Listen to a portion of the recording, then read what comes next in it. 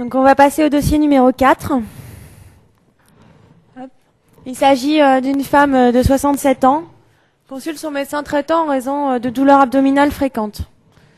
À l'interrogatoire, vous apprenez que les douleurs abdominales sont présentes depuis plusieurs années. Elles ont augmenté depuis les 7 derniers mois. En fait, ça correspond à peu près à la date du décès de son mari.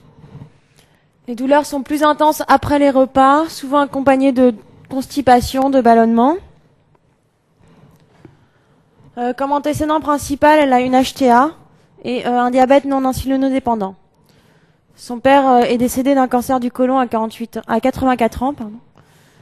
À l'examen clinique, on retrouve une patiente en bon état général, pas d'amaigrissement récent, palpation abdominale, mais simplement en évidence une sensibilité du cadre colique, pas de défense, pas de contracture. Et donc, pour soulager ces troubles, Madame X consomme régulièrement des laxatifs vendus en pharmacie, sans ordonnance, et des antalgiques de niveau 1, comme le paracétamol. Donc la première question, quel est le diagnostic le plus probable de ces douleurs abdominales? Deuxième question, est-ce que vous demandez des examens complémentaires? Ensuite, la patiente vous rapporte un examen qu'elle avait réalisé il y a 5 ans, voilà, qui est ici. Donc troisième question, décrivez l'examen. Est-ce que cette anomalie permet d'expliquer les troubles ressentis par la patiente? Donc la patiente revient vous voir quelques mois plus tard, alors qu'elle était satisfaite de vos traitements. Finalement, les douleurs abdominales recommencent. Ça évolue là très récemment, depuis la veille. C'est associé à une asthénie, une fièvre élevée jusqu'à 39,2 qu'elle aurait pris. Elle vous explique qu'à cause de ces douleurs, elle n'a pas pu manger du tout depuis la veille, mais elle a eu aucun vomissement et pas de trouble du transit, pas d'arrêt des matières et des gaz. Donc à l'examen clinique, votre patiente est fébrile à 38,7, a une tension à 14,8 et un pouls à 106. Palpation abdominale retrouve une douleur prédominant en fosse iliaque gauche, sans défense, et un reste de l'examen est strictement normal. Donc quel est le diagnostic le plus probable et quels examens complémentaires prescrivez-vous? Donc le diagnostic que vous avez évoqué est finalement confirmé. Il n'y a pas de signe de complication. Donc cinquième question, quel est votre traitement? Donc, finalement, malgré vos traitements, la patiente vous rappelle encore une semaine plus tard, car la douleur a augmenté et elle se sent très faible. À l'examen, vous constatez une persistance de la fièvre à 38,6 et la palpation abdominale retrouve une défense prédominant en fosse iliaque gauche. Donc vous prescrivez cet examen radiologique. Donc, commentez l'examen et quel est votre diagnostic? Donc, septième question, quel traitement conservateur pouvez-vous proposer et quels sont ses avantages pour cette malade? Donc on passe à la correction. Donc le diagnostic le plus probable des douleurs abdominales dans ce contexte, c'est a priori des troubles fonctionnels intestinaux. C'est une femme de 67 ans, c'est vraiment le terrain des TFI. Un événement de stress qui a aggravé les douleurs, le décès de son mari. Les douleurs abdominales, c'est important, qui sont fluctuantes, avec une constipation, des ballonnements, et à l'examen clinique, rien d'inquiétant, avec absence d'altération de l'état général et simplement une sensibilité du cadre colique. Donc est-ce que vous demandez des examens complémentaires et pourquoi? Donc oui, et on demande une coloscopie totale. Pourquoi? Simplement parce que c'est une femme qui a plus de 50 ans. Toute douleur abdominale de plus de 50 ans, même si vous pensez que c'est pas ça du tout, il faut absolument penser au cancer du côlon. Donc il faut absolument réaliser une coloscopie totale. Vous n'avez pas le droit de passer à côté d'un cancer du côlon chez quelqu'un qui vient vous voir pour douleur abdominale. Et par la même occasion, on va chercher une mélanose liée à la prise de laxatifs irritants, vu qu'elle prend des laxatifs vendus en pharmacie. On va rechercher des troubles coliques. Donc elle vous rapporte un examen réalisé il y a 5 ans. Donc voilà cet examen. Il s'agit donc d'un lavement baryté. Et en fait, on voit une anomalie ici, avec des petits diverticules en fait. Une petite image comme ça, un petit peu en vague, de diverticules avec des sténoses et voilà. Donc, est-ce que ça explique les troubles? Non, parce que tous les diverticules coliques, c'est très fréquent dans la population générale et un diverticule non compliqué ne s'accompagne en aucun cas de douleur. Si vous avez des douleurs abdominales liées à des diverticules, c'est une complication du diverticule. Donc ça n'explique pas ces douleurs abdominales. Donc le traitement que vous allez proposer, c'est un traitement des troubles fonctionnels intestinaux. Donc d'abord les règles hygiéno-diététiques, boire beaucoup d'eau, un régime riche en fibres. Donc lui conseiller les fruits, les légumes crus, le son de blé, ça peut marcher, et une activité physique régulière, surtout la marche. L'arrêt des laxatifs irritants, c'est indispensable. Et si elle est toujours constipée, vous lui prescrivez des laxatifs plutôt type gel de paraffine comme le Lansoil ou les dérivés du PEG. Et un soutien psychologique. Au besoin, vous l'orientez vers un psychologue, puisque là, il s'agit de troubles s'étant aggravés avec le décès de son mari, donc peut-être qu'elle a besoin d'une aide. Donc ensuite, quand elle revient vous voir, là, on n'est pas du tout dans le même contexte, elle a mal au ventre, elle a de la température. Donc le diagnostic le plus probable, c'est a priori une diverticulite sigmoïdienne, qui est non compliquée. Donc on a le terrain qui est favorable, une femme de 67 ans, des diverticules qui sont connus, une douleur en fossilia gauche, mais pas de défense justement, ce qui nous fait dire que c'est pas compliqué, et un syndrome infectieux, donc à la fièvre élevée, l'asthénie, l'anorexie.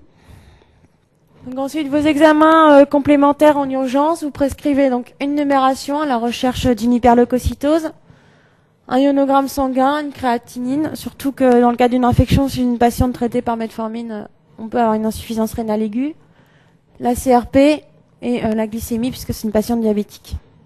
Les examens d'imagerie.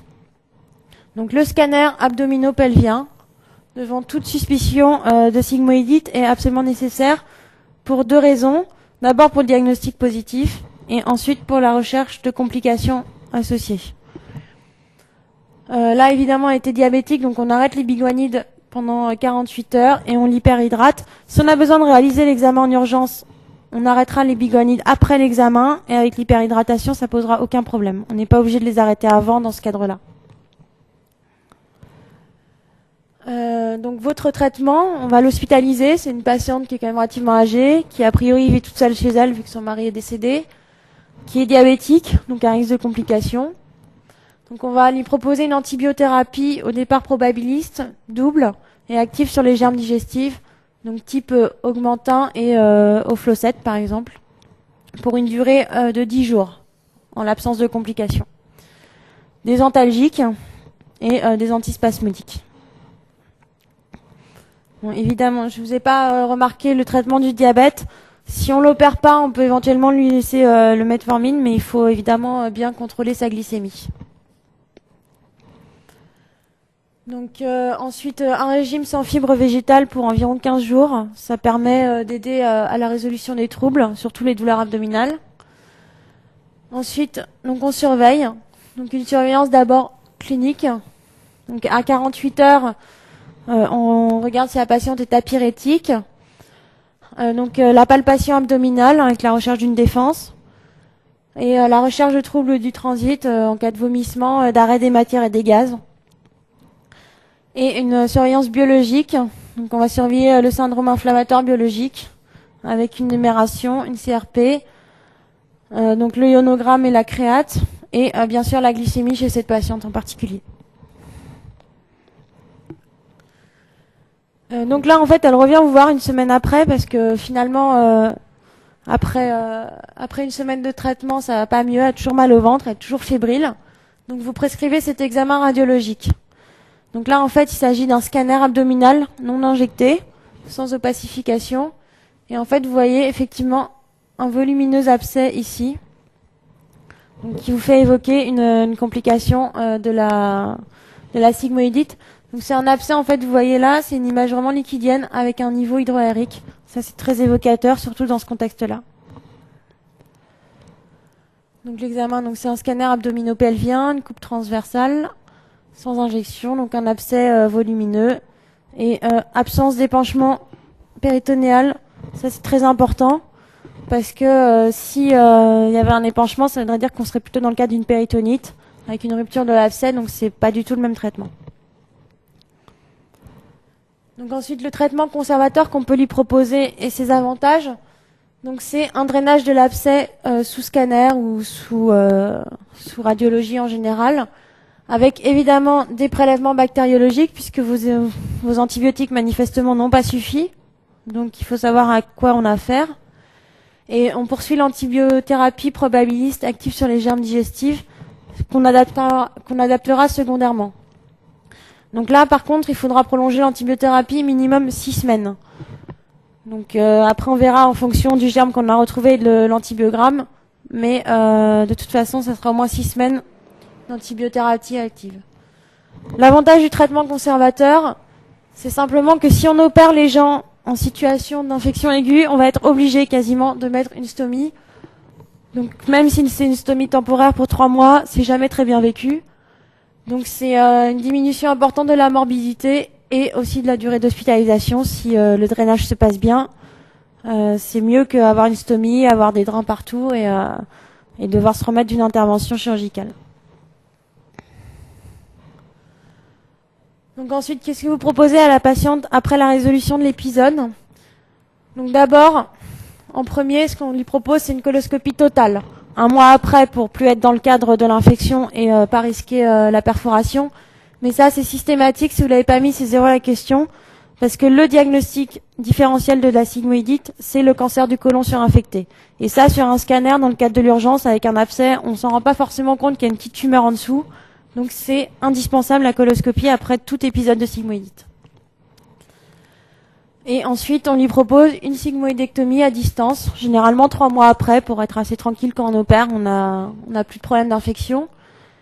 Ça permet le rétablissement immédiat de la continuité. Donc là, la sigmoïdectomie, elle est indiquée parce que c'est un épisode. Donc c'est le premier épisode, mais il est tout de suite compliqué. Donc je vous rappelle les indications de la sigmoïdectomie. C'est soit moins de 50 ans au premier épisode, soit plus de 50 ans, on va dire qu'il faut 2 épisodes. Et dans tous les cas, en cas d'épisode compliqué. Donc soit les saignements, soit l'infection, qui sont les 2 principales complications des diverticules. Donc en conclusion de cette conférence, donc je vous rappelle les points importants en chirurgie. Je pense qu'il faut absolument réviser, c'est tout ce qui est sigmoïdite. Je pense les lithiases vésiculaires et les pancréatites, ça tombe assez souvent. Et évidemment la cancérologie digestive, en particulier les cancers colorectaux qui sont des incontournables du concours. Les traumatismes abdominaux, ça tombe moins souvent, mais dans le cadre d'un polytraumatisé d'une transversalité, ça peut aussi très bien tomber. Donc voilà, je vous remercie d'avoir suivi ma conférence et je vous souhaite bon courage.